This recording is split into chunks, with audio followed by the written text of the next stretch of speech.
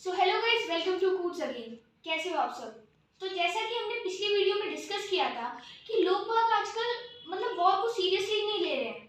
जब तक ground level पर उनके साथ ही कोई चीज़ नहीं होती है तब तक वो वॉर को एज एन एंटरटेनमेंट ले रहे हैं। जैसे कि नेटफ्लिक्स के शोज हो गए या वेब सीरीज हो गई, उनकी तरह वो दो देशों के बीच में हो रही लड़ाई को देख रहे हैं। अभी हाल ही में जो लड़ाई चल रही है यूक्रेन और रूस के बीच में, क्या आपको लगता है कि रशिया कुछ सोच नहीं रहा है? रशिया सब कुछ जानता है कि अगर वो वॉर करेगा तो इससे उसको और उसकी कंट्री में रहने वाले लोगों को दोनों को खतरा बन सकता है।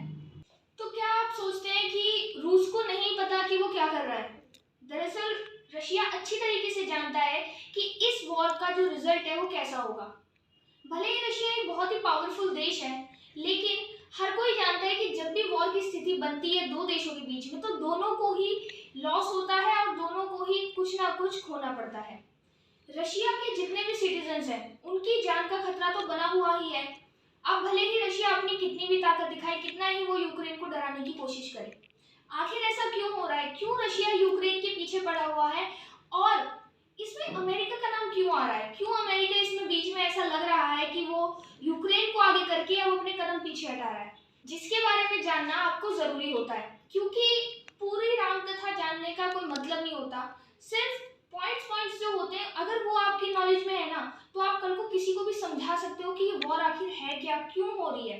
तो चलिए इसकी कुछ हाइलाइट्स की ओर हम बढ़ते हैं।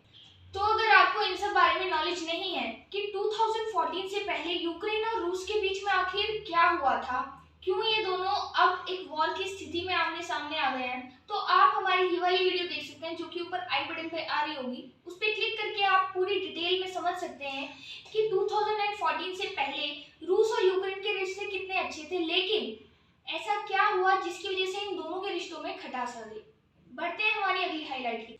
तो यूक्रेन और रशिया के बीच में कितने अच्छे रिलेशंस थे ये आप इस बात से समझ सकते हैं कि 1996 में यूक्रेन ने एनपीटी के तहत अपने कुछ न्यूक्लियर मिसाइल्स रशिया को दे दी थी।